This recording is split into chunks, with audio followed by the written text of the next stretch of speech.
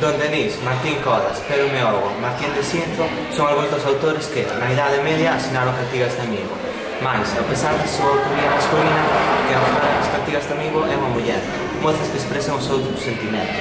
Hoxe imos coñecer unha teoría innovadora sobre as cantigas de amigo, a de Ria Lemaire, que podemos coñecer neste libro CD, Cores do Atlántico, con música de Socorro Libre. As mulleres traballaban na casa, cuidaban dos fillos, cosían, facían comida, e os homens ian cazar, pescar, á guerra, cuidaban da súa familia, e mentres que facían estes traballos, cantaban. Daí salieron as cancións de traballo, que as facían para que fora máis divertido e máis levadeiro. Tamén hai cantigas de danza nas que imitan os xestos dos traballadores. A cada tipo de canción correspondía a un ritmo específico e unha melodía tradicional. Estes transmiten coñecemento e sabiduría e pasábanse dunhas xeracións a outras. O primeiro volume do cancioneiro popular recollía textos e musicais recollidos en varias partes do mundo. Había cantigas de granadeiras e costureiras, por exemplo, Dona Encer, personaxe do Auto de Lusitania, de Xil Vicente, que lle explicaba ao marido Xastre por que non podía cantar romances épicos cando el traballaba. As cancións eran unha forma de evadirse e unha maneira de entretemento. Para isto, a primeira muller lanzaba un desafío. Era a muller desafiadora. A segunda muller respondía a este desafío utilizando unha rima diferente. E para isto utilizaba a improvisación. Das 100 cantigas paralelísticas conservadas no cancioneiro medieval, moitas pertencen ao xénero primaveral, na cal o tema principal é o desexo da muller por ver o seu amado, nas que aparecen representadas polos instrumentos que las tocan, que son o adufe e o pandeiro. Tamén amosan unha característica da muller que están confiadas en elas mesmas e na súa beleza. Das 100 cantigas paralísticas conservadas nos cancioneiros medievais, gran parte delas pertencen a un xénero ben específico, o da cantiga primaveral, cantada por mozas na idade dos primeiros amores. O tema do desexo asociábase ao renacer da natureza na primavera. Os versos e imaxes expresan a forza do desexo que non pode ser satisfeito ata que se produzca o encontro entre o amigo e o namorado. Morrer de amor é a expresión que di a ansia dese desexo que non pode nin vai ter descanso ata que se encontre co seu namorado. As cantigas paralelísticas mostran as rapazas fortes e confiadas nelas. O adxetivo máis empregado para describir a beleza é lousana. Por outra parte, o dufé e o pandeiro son instrumentos típicamente galegos que teñen un sentido concreto e simbólico nas cantigas. Concreto por ser tocado por mulleres e simbólico como metáfora do desexo forte de ver ao amigo. A ansiedade do desexo é un dos temas máis frecuentes nas cantigas paralelísticas. Hai ondas que eu vin ver, se me saberedes decir por que tarda meu amigo sin min. Hai ondas que eu vin mirar, se me saberedes contar por que tarda meu amigo sin min. Nesta cantiga son as ondas do mar as que teñen ao mesmo tempo un sentido concreto e simbólico.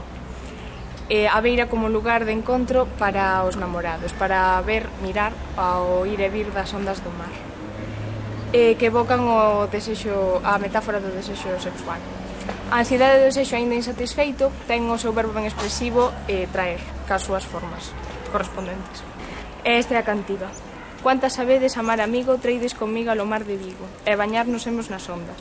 Cuántas sabedes amar amado, treides comigo alo mar levado, e bañarnos hemos nas ondas. Cantas sabedes amar amigo? Nesta cantiga as ondas do mar teñen un sentido ao mesmo tempo simbólico e concreto. A beira como lugar marcado para o encontro dos namorados é o vai e vir das ondas como o desexo sexual. o leo Amado é meu amigo. Nesta cantiga ao desexo asóciase explicitamente á primavera. E o piñeiro asocia a sexualidade masculina. A moza incita ao namorado a partir pronto, e ao final da cantiga insistirá de cada vez máis. O bausiño, sinónimo de belo cabalo, revela-nos que o mozo era un nobre, xa que na Idade Media só os nobres podían ir a cabalo, o pobo tiña que ir a pé. Por outra contra, a asociación ver a flor do piño selar o cabalo non só nos revela a actividade que tiña que levar a cabo o mozo, tamén a época do ano no que estamos. A actividade que tiña que levar a cabo o mozo era o fosado.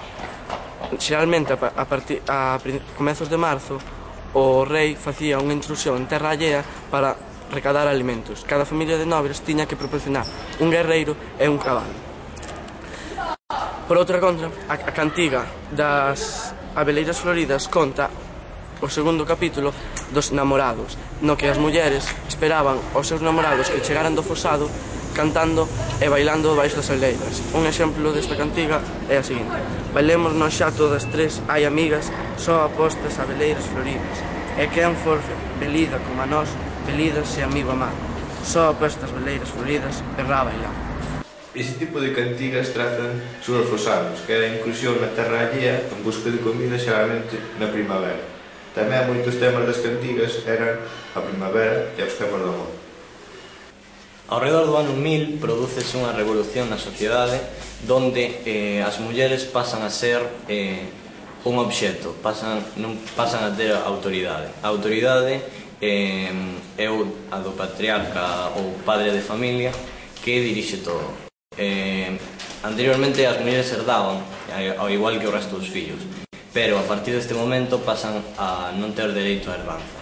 A parte disto, a Igrexa exerce un gran peso para que a muller se vexa como un obxecto que se adora e está nun pedestal e deixa de ter as liberdades que tiña anteriormente. A muller pasa a ter só a posibilidade de aceptar ou rexeitar as propostas de amor e matrimonio dos homes. Non ten a posibilidade de buscar as súas propias relacións. As mulleres que buscan relacións e liberdade pola súa conta son mal vistas e, de feito, os seus fillos son considerados como bastardos e carecen totalmente de dereitos. En que outra lectura e interpretación pode ser proposta, a imaxe das aves e do seu amor e o seu canto revela un amor feliz, unha felicidade total. Por outra banda, o corte dos ramos e beber todas as augas das fontes, actos feitos polo namorado, reforza esta idea. Nos versos, todas as aves do mundo cantaban, todas as aves do mundo dicían amor. Hai dúas novas hipérboles, o amante quixo cortar todos os ramos e quixo beber todas as augas das fontes para agradar e xerar fidelidade á súa amada. Este novo tipo de poesía amorosa non naceu na Península Ibérica, senón que foi traído á Península Ibérica por poetas trovadores procedentes de Italia e do sur de Francia, naquela altura chamada Provenza. A xente da nobreza intentaba cantar estas cantigas de amor para propagábalas por aí. Con isto xurdía unha nova especialización ou traballo chamado poeta trovador. As 16 miniaturas que formaban o cancioneiro de axuda mostran o tipo de performance asociada á nova poesía e ao contexto social e político do novo ideal amoroso. O tipo de poesía lírica amorosa era un xénero considerado femenino. Polo tanto, os homes que lle gustara cantar estas poesías eran considerados homosexuais. Neste tipo de poesías destacaba moito a beleza feminina. Todas as mulleres eran belas e tal. Co paso do tempo converteuse nun monólogo e pasou a ser masculina, individual, intelectual e espiritual.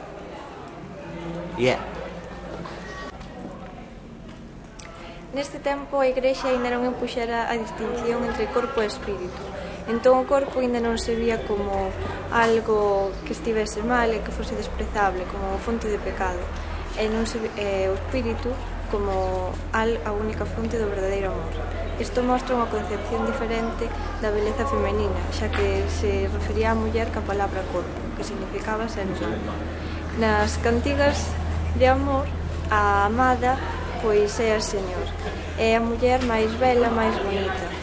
Hai numerosas louvanzas hacia ela, é unha muller especial e única. Aparece outro concepto diferente de beleza, no que a amada é a mellor de todas, está por encima das demais. Na poesía cortés aparece o ideal moderno da estética femenina. A muller amada busca ser a mellor en canto a beleza se refire con respecto ás demais. Entón, surte a diferencia, a rivalidade entre as mulleres que se van separando unhas das outras, vaise perdendo a solidaridade entre elas. No contexto das loitas e crisis políticas e económicas, avalou a volta do ano 1000 a Idade Media. O transcurso da primeira era feudal á segunda, que instituíuse unha nova forma de matrimonio, donde o poder e os bens da familia estaban todos nas mans do pai da familia, o patriarca, e no seu fillo primoxénito, o herdeiro de todos os bens. Houve unha gran revolución porque todos os fillos estaban acostumados a tanto fillos homes como mulleres herdasen os bens da familia. A revolución comezou baixo a instigación da Iglesia Católica nas clases altas e despois propagouse polo resto das clases. A muller necesitaba outro tipo de amor e outro tipo de procreación. O patriarca empezou a dudar de que os fillos primogénitos foran dele. Entonces estaban frustrados por esas dúbidas e fixose un rigoroso control a toda aquela moza que no verán iba aos prados verdes correr, iba ás fontes beber a auga fría e clara e bailaba nas festas danzas eróticas cas irmás coas amigas. Oxía que homes e mulleres tiveran outra forma de amar. Precisábase evitar aquí, desde entonces, o desexo sexual e os pensamentos das mulleres novas entrasen en efervescencia despois de que o piñeiro comezase a florecer.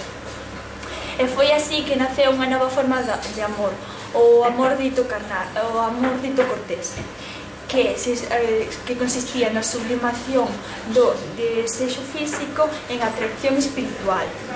Vivido e orquestado por outros actores. A nai xa non tiña ningún poder na familia e acabouse a relación cómplice entre a filla e a nai. Trátase desta vez dun amor espiritual na que os protagonistas son a señor, unha muller de nobleza, o sea, da alta nobleza, e o poeta, xeralmente tamén da alta nobleza. A muller pasa de ser suxeito a ser un obxecto, o sea, pasa a ser adorado. Na relación todo, o sea, leva o home, toda a relación.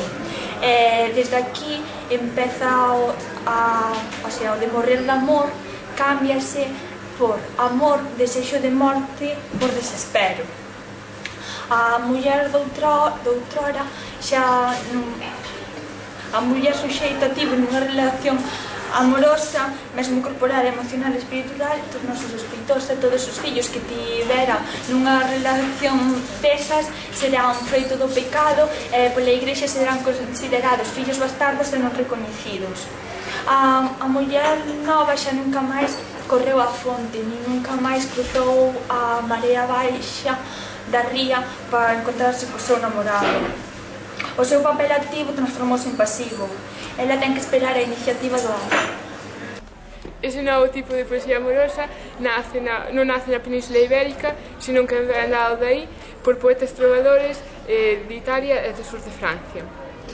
Unha vez que está na Península Ibérica, son representados por representantes da clase social que queren mostrar aos seres humanos os distintos comportamentos amorosos. Homes da nobreza pasan a ser poetas e propagan a poesía amorosa provenzal, que logo pasará a ser a poesía de amor.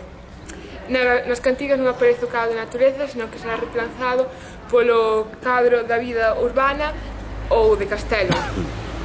Por outro lado, houve outra revolución, porque no mundo europeo tradicional a poesía lírica de amor era considerada un xénero femenino. Por eso os xoglares que cantaban estas cantigas de mulleres eran arriscados a ser considerados a ser afeminados. O prazer do corpo e do canto será reemplazado polo amor sufrimento, polo amor morte e pola dura composición poética individual. A poesía pasa a ser un monólogo eterno donde a soidade é un silencio. O novo ideal cambiou a concepción e a idea da beleza feminina. A beleza no imaginario das cantadoras de cantigas de amigo é inherente ao ser humano chamado muller. No cantar de amor, no que a amada é superior, é a máis excelente, a máis bela. Por exemplo, no cantar de Don Denis, no que se encontran os seguintes versos, e atribúese ao rei, este di explícitamente que imita o modelo provenzal do amor cortés. A amada é louvada e denomínase señor. Tamén aparece un novo ideal. A muller é a máis bela e a que máis vale. No cantar dice quen en maneira de provenzal facer agora nun cantar de amor é que rei moi loar unha señor a que en pres nen fermosura non fal nen bondade e máis vos direi en tanto a fes Deus cumpridan de ben que máis de todas as do mundo vale. Por última parte, o ideal moderno nace da poesía cortés, no que as mulleres eran produtos masculinos e estaban dirixidas sempre polos homens. As mulleres eran as raíñas da beleza e o resto eran as súas rivais. Despois, con isto conseguiuse que desaparecese a solidariedade converténdoas en competidoras e sempre dirixidas baixo os homens, como se foran pezas dun axedrez. A lectura e interpretación desta cantiga ten dúas partes. A primeira, formada polas 4 primeiras estrofas, que falan da felicidade da noite anterior co seu namorado. E despois produce unha ruptura nas 4 estrofas finais, na que fala da infelicidade. Os ramos cortados e a auga bebida polas fontes sería sinal da morte do amor. Para os críticos esta cantiga é incoherente e a explicación desta incoherencia é que o protagonista se trata dunha muller nova e inxenua que non se decatou de que o seu amado abandonou e sigue cantando a súa felicidade hasta o final da cantiga. Nas cantigas de amigo hai dúas verdades, unha verdade histórica e unha verdade oculta. A verdade histórica conta que eran os homens que escribían as cantigas de amigo tendo unha voz femenina. A verdade oculta di que eran os homens que se apropiaban das cantigas de amigo que eran cantadas por mulleres. Estes, ao non saber escribir, eran eles que nas escribían, que nas modificaban e logo lle poñían o seu nome. Hai 100 cantigas de amigo dialogadas e 400 monologadas. Hai dúas lecturas que se excluen ese contrario. A primeira asocia o amor e a tradición dunha muller inxenua e consciente dos seus actos. E a segunda asocia a vida e a alegría dunha muller feliz e consciente dos seus actos. A primeira foi a que se facía nas universidades por ensinanza da literatura. Basease nunha visión patriarcal da clase dominante da burguesía. No século XX tomas como verdade universal, verdade superior a todo. A muller de ser burguesa non era clausurada, non podía salir da casa, era totalmente manexada polos seus maridos. Nesa visión patriarcal nunca cabería a visión de unha muller nova que saíra da casa, que tomara iniciativas amorosas e que sabería así que podería ser feliz.